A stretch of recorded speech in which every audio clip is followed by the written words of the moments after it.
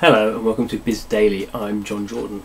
So what we're talking about today is not so much news as a kind of trend, almost like a thought trend really, that we've been discussing with our Mavens group. So our Mavens group is a kind of group of experienced people in the mobile games industry, and every week we ask them a question. It may be a news question, it may be, as in this case, a trends question. And it's been pretty interesting. So the question we asked them this week was, is the $10 billion mobile game franchise, is it already out?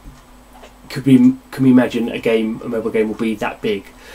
If we can imagine a game would be that big, what would it be very different from the games we have now?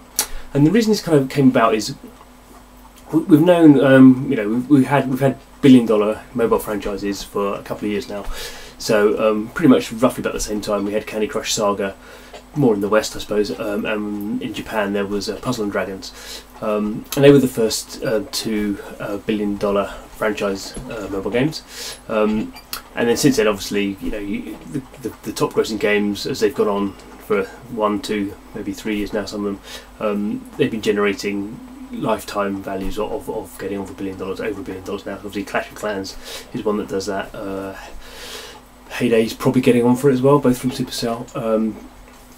Boom Beach was released later, so but maybe a few hundreds of millions behind. Game of War, obviously another one that's probably well over $1 billion now. In Japan, there's Mix's Monster Strike. There's people saying that's over $4 million a day now. So again, that was only released last year. Whether it's got to $1 billion yet, we don't know. But certainly, it seems the current trajectory it will do. So we have these games that are already doing maybe $1-2 billion. Can we imagine a game that does $10 billion? In some ways, that's going to become easier as the global market becomes kind of more open. So previously, until a couple of years ago, we had Japan, very separate market, and then North America, Europe, much more open, and certainly culturally much more kind of similar. And then in the middle of that, we've had China. Now we those markets, still Japan is probably still a little bit what they call a Galapagos island, its own kind of like strange, kind of not strange but strange to us I suppose, kind of culture. It's still very hard for games that have been developed outside of Japan to become top grossing games in Japan. But we're kind of seeing the becoming a bit easier than it was, and certainly games from China, games from the West being big in China. I mean, not so much in mobile, but it's Hearthstone, I suppose, half a mobile game. Clash of Clans, obviously, kind of big in China as well.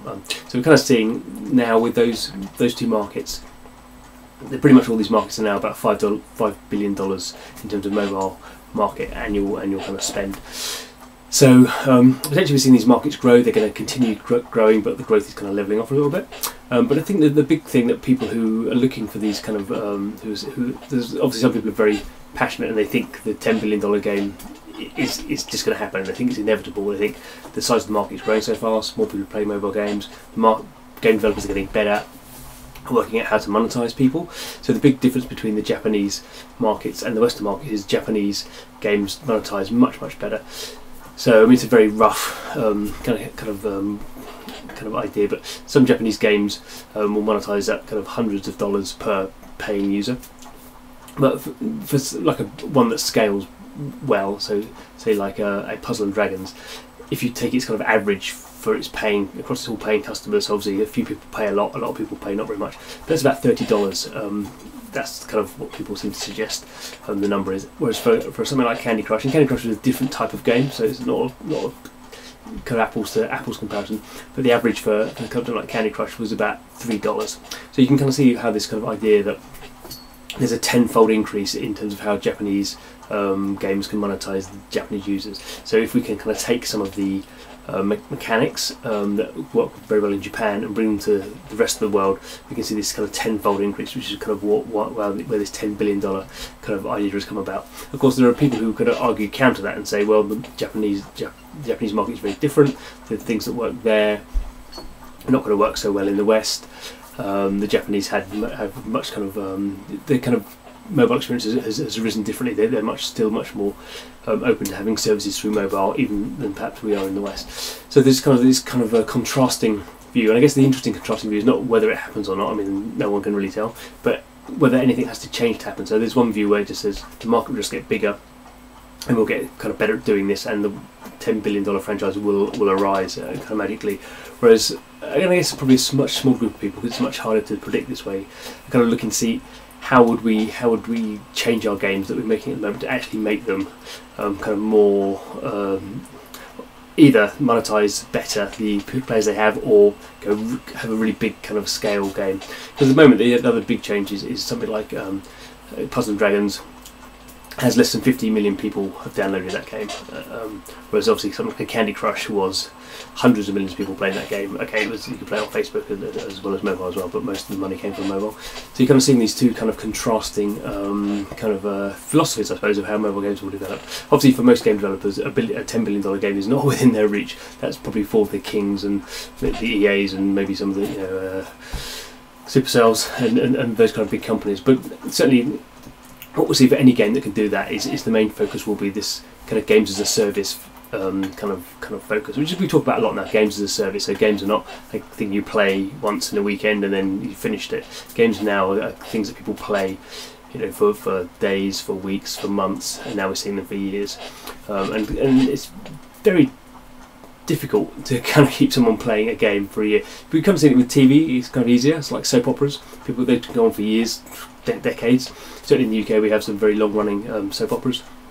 People can watch them, not quite all their lives, but some of them have been going, getting on for like kind of 30-40 years, so that's kind of half someone's life. And I guess the interesting trick for mobile games will be, can we learn how we can keep these kind of services going? And that then becomes not so much about the game, so the gameplay. So in the West we've been very focused on the gameplay, what do you do in the game, what do your fingers do, what are you controlling, what your character do.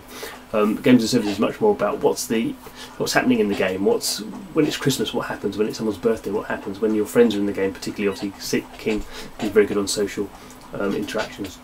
So I think what we're going to see, if we are going to see a $10 billion game, who knows, I don't know, but we definitely, the focus is not going to be on how can we make gameplay more engaging. It's be much more about how can we make the kind of the glue around gameplay, whether that's social, whether that's we're seeing it with celebrities now in a big way, glue mobile, Kim Kardashian, those kind of things. And obviously Kim Kardashian, they work really well with celebrities because they are living people who are doing things around the world, and suddenly you can start drawing people back into the game when stuff happens in the real world. So I guess that's the focus we'll see. But certainly interesting. Check out our Mobile Mavens article. Lots of very smart people there talking about their views. And come back tomorrow and see what the news is then. We'll see you then.